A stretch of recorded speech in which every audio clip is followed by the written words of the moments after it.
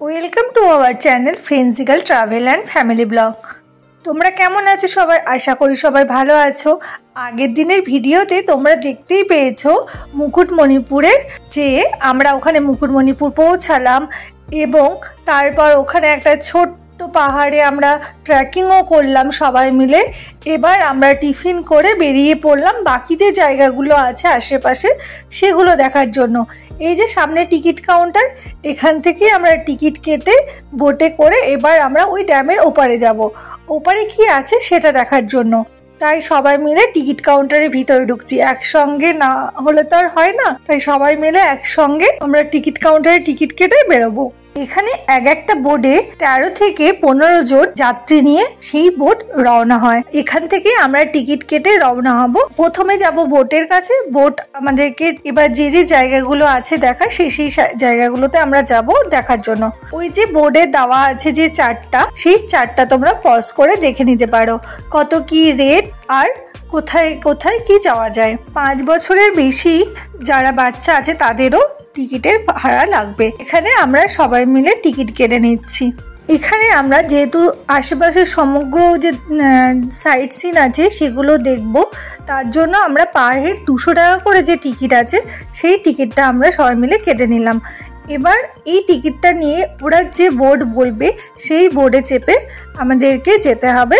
আমাদের হাতে টিকিট চলে এসছে, এই দেখছো এটা আমাদের টিকিটটা, আর ওই লক্ষ্মীনারায়ণ ওটা আমাদের নৌকাটার নাম। এবার এখন আমরা যাব বোটটা ধরতে, তাই সবাই মিলে লাইন ধরে চললাম। যে বোটটা আমাদেরকে বলেছে সেই বোটটা খুঁজে সেই বোটটাতে আমরা চাপবো বলে সবাই মিলে যাচ্ছি। সকালে যখন তোমাদেরকে দেখিয়েছিলাম মানে আগের ভিডিওগুলোতে, তখন এত লোকজন ছিল না। যত বেলা বাড়ছে লোকজনের যে ভিড় সেটার পরিমাণও বেড়ে যাচ্ছে।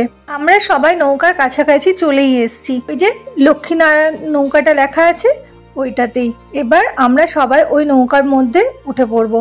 তোমরা কে কে নৌকায় চেপেছো আর তার একটা ছোট্ট অভিজ্ঞতা কমেন্ট সেকশনে দিতে ভুলবে না। আর কে কে কোনোদিন নৌকায় চাপনি সেটাও কিন্তু জানাতে ভুলবে না। ওখানে দেখো প্রত্যেকটা নৌকাতে লাইফ জ্যাকেট রয়েছে, আর তোমাকে এই নৌকার মধ্যে চাপলেই ওই লাইফ জ্যাকেট পরা মাস্ট, লাইফ জ্যাকেট পরতেই হবে।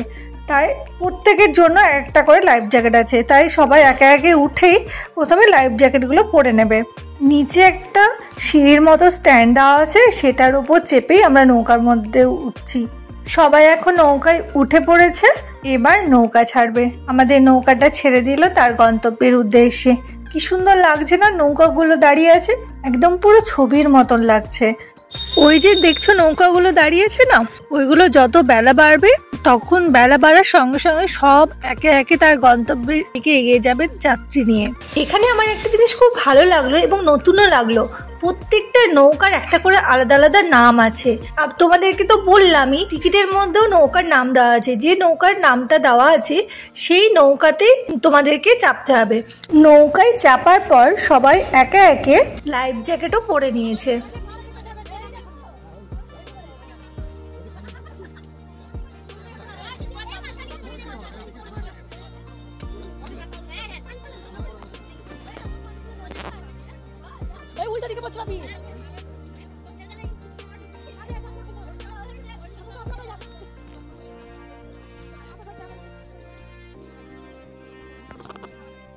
আস্তে আস্তে নৌকা যাচ্ছে তার গন্তব্যের দিকে এগিয়ে।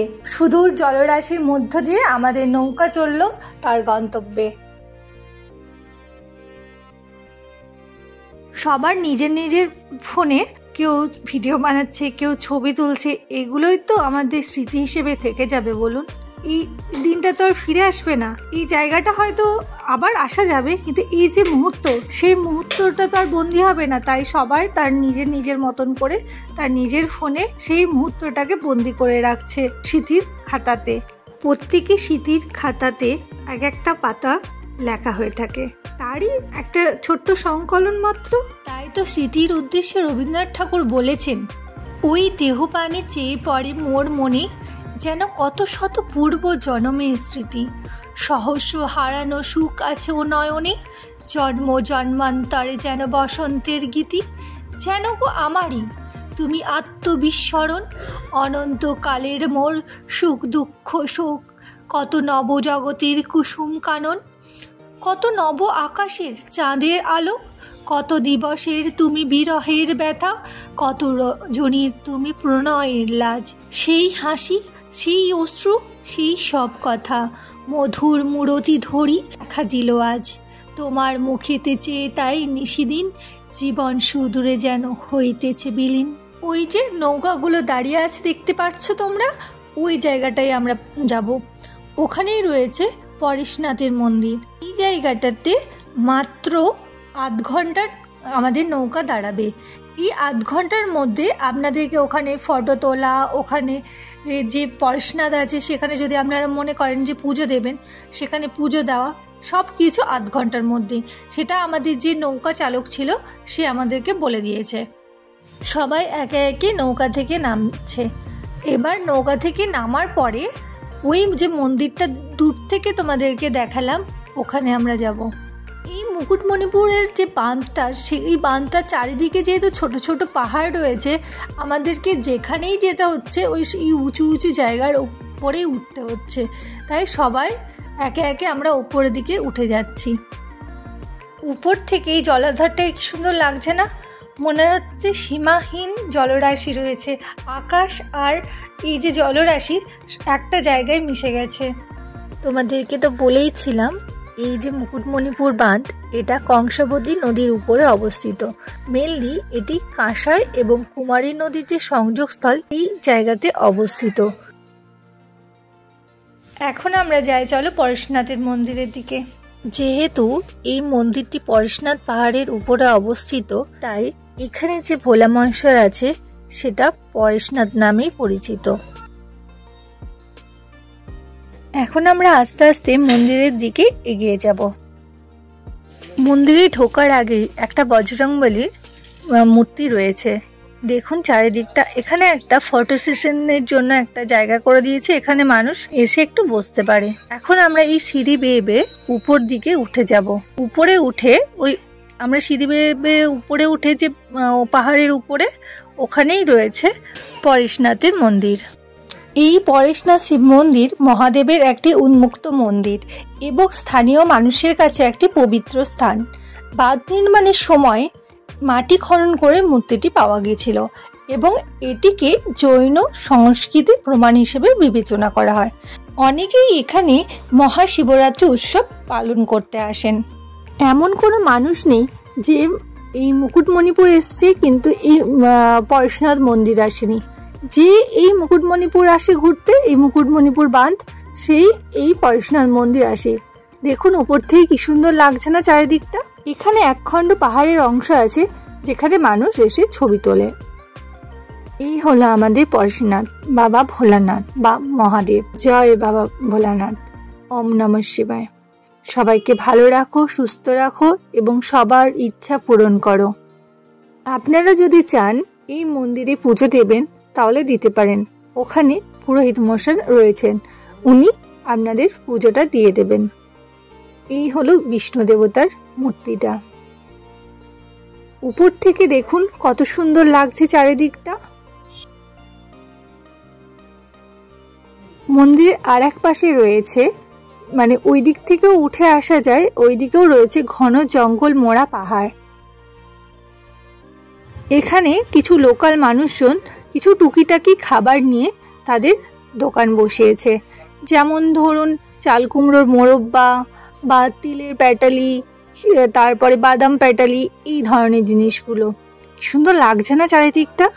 আর এই যে রাস্তাটা ধরে যাচ্ছি, এই রাস্তাটা ধরে গেলে আর একটু দূরে গেলেই পরে পরেশনাথের মা কালী মন্দির।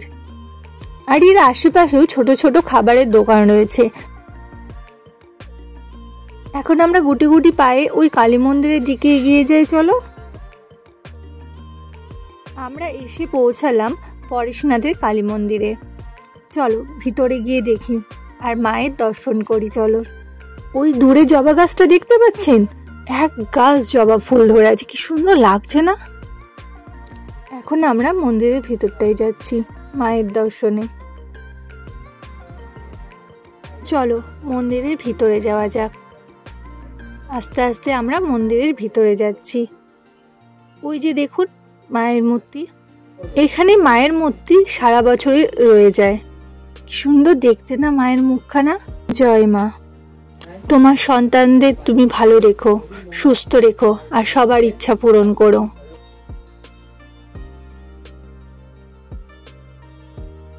এখন ওখান থেকে ঘুরে এসে আবার আমরা নৌকায় চাপলাম। হ্যাঁ, তোমাদেরকে একটা কথা বলে রাখি, তোমরা যে নৌকায় এসেছিলে সেই নৌকা এখানে পাবে না। এখানে তোমরা যে নৌকা ফাঁকা পাবে সেই নৌকায় তোমরা চেপে যেতে পারো। তুমি যে ঘাট থেকে নৌকায় এসছো লক্ষ্মীনারায়ণ, যে লক্ষ্মীনারায়ণই পাবে এমন কোনো কথা নেই, অন্য নৌকাতেও তোমরা যেতে পারো। আমরা এখানে এলাম এবার ডিয়ার পার্কের উদ্দেশ্যে। এখন আমরা যাব বনপুকুরিয়া ডিয়ার পার্কে, আর এখানেই রয়েছে সোনার বাংলা পার্ক। এবার আমরা এই রাস্তা ধরে আমরা এগিয়ে যাব আমাদের ওই সেই ডিয়ার পার্কের উদ্দেশ্যে। এখানেও ছোট ছোট খাবারের স্টল রয়েছে। এই যে জায়গাটা দেখছো, এইখানেও অনেকে আসে, যারা লোকাল বা বাইরের অনেকেই আসে এখানে পিকনিক করতে। এই যে ভ্যানগুলো দেখছো, এই ভ্যানগুলোতে করে আমরা যাব। এখানে হলো বনপুকুরিয়া যে ডিয়ার পার্ক, সেটারই টিকিট কাউন্টার। এখান থেকে আমরা এবার টিকিট কেটে আমরা বনপুকুরিয়া যে ডিয়ার পার্ক আছে সেখানে যাব। এখান থেকেই টিকিট কাটবো, কেটে ওই যে চায়না ভ্যানগুলো দাঁড়িয়ে আছে ওটার চেপেই আমরা যাব সোনার বাংলা পার্ক আর ডিয়ার পার্কে। এই আমাদের টিকিট চলে এসছে। এবার আমরা এই যে চায়না ভ্যান দেখতে পাচ্ছ দাঁড়িয়ে আছে, এই চায়না ভ্যানের চেপেই আমরা যাব। আমাদের চায়না ভ্যান ছেড়ে দিল আমাদের বনপুকুরিয়া যে ডিয়ার পার্ক আছে সেটা যাওয়ার উদ্দেশ্যে। এখানে যে টিকিটের পরিমাণ, মানে যে টিকিটের দাম, সেটা হলো পার হেড 40 টাকা করে নিয়েছে। আমরা 10 জন ছিলাম, তো তাই জন্য আমাদের 400 টাকা পড়েছে। চারিদিকে জঙ্গল, মাঝখানে এক ফালি সরু রাস্তা বেয়ে চলে যাচ্ছে আমাদের এই গন্তব্য। চলো তোমাদেরকেও এই যে সৌন্দর্য সেটাও তোমাদেরকে দেখায়, আমরাও উপভোগ করি, তোমাদেরকেও দেখায়। কি সুন্দর লাগছে না চারপাশটা, চারিদিকটা এত জঙ্গল আর তার মাঝে এক ফালি রাস্তা। আগে এই রাস্তাটা রাঙামাটির রাস্তা ছিল, লাল মাটির, এখন সেটা কংক্রিটের হয়ে গেছে। আমরা পৌঁছালাম বনপুকুরিয়া ডিয়ার পার্কে। চলো দেখি এখানে কতগুলো আমরা হরিণ দেখতে পাই। ওই যে একটা দেখতে পেয়েছি, সামনেই দাঁড়িয়ে আছে। এটা ছাড়াও আর কতগুলো হরিণ আমরা দেখতে পাই, সেটা দেখি চলো সবাই মিলে। আমরা এখানে মোট 4টে হরিণ দেখতে পেয়েছি। আপনার ভাগ্য ভালো থাকলে আপনি আরও বেশিও দেখতে পারেন। এখানকার মূল আকর্ষণ ডিয়ার পার্কের সঙ্গে সঙ্গে প্রাকৃতিক সৌন্দর্যও। এই সাইনবোর্ডটায় এই বনপুকুরিয়া যে ডিয়ার পার্ক আছে তার যে নিয়মাবলী আছে বন দপ্তর থেকে, সেগুলো দেওয়া আছে। এখানে আরও পর্যটক এসছে। ওই একটা দেখতে পেয়েছি হরিণ আমরা, ওই যে সামনে আর একটা। এই ভিডিওটা দিতে একটু লেট হয়ে গেল, একটু নিজেদের পার্সোনাল প্রবলেমের জন্য, তার জন্য সবার কাছে দুঃখিত। এখন আমরা এসে পৌঁছালাম সোনার বাংলা পার্কে। এখানে এন্ট্রি ফি 10 টাকা করে। আপনারা ভিতরে গিয়ে এখানকার যে সৌন্দর্য সেটা উপভোগ করতে পারেন। এখানে বাচ্চাদের জন্য খেলার কিছু সামগ্রী আছে এবং যেমন পার্কে থাকে সেরকম ব্যবস্থা রয়েছে। যেহেতু নদীর ঘাটে আমাদের টাইম বেঁধে দেওয়া আছে, তাই আপনারা চাইলেও এই সৌন্দর্যটাকে বেশিক্ষণ উপভোগ করতে পারবেন না। আমাদের যেহেতু একটু লেটই হয়ে গেছিলো, তাই আমরা ভেতরে যেতে পারিনি। আপনারা হাতে একটু টাইম নিয়ে আসবেন, তারপর ভিতরে গিয়ে এই সৌন্দর্যটা উপভোগ করবেন। কারণ দুপুর হয়ে গেলে যেহেতু পর্যটকদের ভিড়ও বাড়ে, সেই জন্য নৌকাঘাটে নৌকার চাপও বাড়ে। এবার আমরা যেহেতু অনেক সকাল সকাল বেরিয়েছিলাম, সেই জন্য ফিরে আমাদেরকে তাড়াতাড়ি যেতেই হতো। এবার আমরা যদি তাড়াতাড়ি ফিরে না যেতাম তাহলে আমরা নৌকা পেতাম না, সেই জন্য আমাদের যাওয়া হয়নি। এটা হলো এই সোনার বাংলা পার্কের টিকিট কাউন্টার। আর আমরা ভিতরে যাইনি, বললাম আমাদের লেট হয়ে গেছে, সেই জন্য আমরা গেট থেকেই সবাই ফিরে আসছি। কারণ আমাদের যে ভ্যানওয়ালা ছিল সে আমাদেরকে তাড়া দিচ্ছিল, সেই জন্য আমরা বনপুকুরিয়া থেকে বেরিয়ে এলাম। এখানে না অনেকগুলো আদিবাসী গ্রাম আছে। আদিবাসী বাড়িগুলো দেখতেও খুব সুন্দর লাগে। আমরা বনপুকুরিয়া থেকে ছেড়ে চলে এলাম। হ্যাঁ, আপনাদেরকে একটা কথা বলে রাখি, এখানকার যারা চালক আছে তারা কিন্তু আপনাদেরকে কাঁসাই আর কুমারী নদীর যে সংযোগস্থল সেটা নিয়ে যাবে না। আমাদের সঙ্গে যেটা হয়েছে, স্ক্যাম হয়েছে, যে এখানে আমাদেরকে নিয়ে যাওয়ার কথা ছিল কাঁসাই এবং কুমারী নদীর যে সংযোগস্থল সেখানে, কিন্তু ওরা আমাদেরকে নিয়ে যায়নি। লেট হয়ে গেছে বলে আমাদের ওখান থেকে নিয়ে চলে এসেছি, কিন্তু আমাদের মোটেও লেট হয়নি। আমরা টাইম মতোই আমরা কিন্তু ঘাটে পৌঁছেছিলাম, তবুও আমাদেরকে যে নৌকার চালক ছিল সে আমাদেরকে নিয়ে যায়নি। এটা আপনারা যখন আসবেন সেটা একটু দেখবেন, এটা একটা বড় ধরনের স্ক্যাম। আপনাদেরকে সবই ঘুরিয়ে নিয়ে দেখাবে, কিন্তু কাঁসাই আর কংসাবতীর যে মিলনস্থল, যে সঙ্গমস্থল, যেটা মেন আকর্ষণ এই ড্যামের, সেটাই আপনাদেরকে দেখাবে না। তো একটু সাবধানে, আর যখন আপনারা নৌকা চালক যেয়ে থাকবে তার সাথে একটু ভালোভাবে কথা বলে সেখানটায় যাবেন। আমাদের সাথে এটা একটা বড় ধরনের স্ক্যাম হয়ে গেছে। আর আমরা এবার যে পিকনিক স্পটটা ছিল সেখানে এসে পৌঁছালাম। যে জায়গা থেকে আমরা যাত্রাটা শুরু করেছিলাম সেই জায়গাটায় আমরা এসে পৌঁছালাম। কত নৌকা ছিল, বেলা বাড়ার সঙ্গে সঙ্গে যেমন পিকনিক স্পটটাতে ভিড় জমেছে, সেরকম এক এক করে যে নৌকাগুলো ছিল সেই নৌকাগুলো ঘাট থেকে খালি হয়ে গেছে, কারণ সবাই বেরিয়ে পড়েছে ওই যে আমরা যে জায়গাগুলো দেখলাম সেই জায়গাগুলো দেখার জন্য। আমরা এসে পৌঁছালাম আমাদের ঘাটে। এই ঘুরে বেরিয়ে এসে আমাদের প্রচণ্ড খিদে পেয়ে গেছিল, আমরা খেতে বসে গেছিলাম। খাওয়া দাওয়ার পরে বেরিয়ে পড়লাম পাশে যে ছোট্ট বাজারটা বসেছে সেখানে কিছু কেনাকাটির জন্য। যেখানে গেছি সেখানকার কিছু একটা তো নিতেই হবে, বলুন, স্মৃতি হিসেবে। এখন আমাদের ফেরার পালা।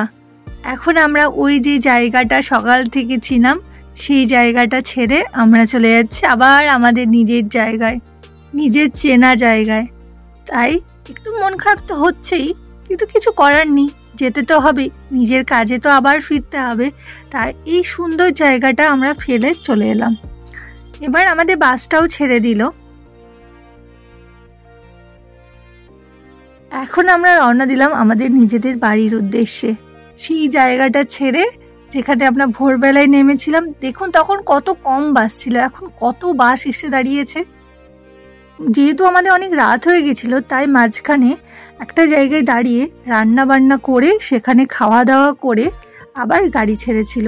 আমরা বাড়ি পৌঁছেছিলাম রাত্রি 12টার দিকে। তখন এতটাই টায়ার্ড ছিলাম সেই জন্য তখন আর খাওয়ার ভিডিও আমরা করতে পারিনি, আর ফোনের চার্জও শেষ হয়ে গেছিলো। সেই জন্য যেটুকু পেরেছি সেটুকুই আপনাদের সঙ্গে শেয়ার করেছি। যদি ভিডিওটা ভালো লেগে থাকে তাহলে একটা লাইক করে দেবেন, শেয়ার করে দেবেন, আর কমেন্ট করে জানাবেন কেমন হয়েছে। যদি কোনো ভুল ত্রুটি হয়ে থাকে সেটাও কমেন্টে জানাতে ভুলবেন না। ভালো থাকবে, সুস্থ থাকবেন, আবার দেখা হবে পরের একটি ভিডিওতে। আজকের ভিডিও এই অবধি।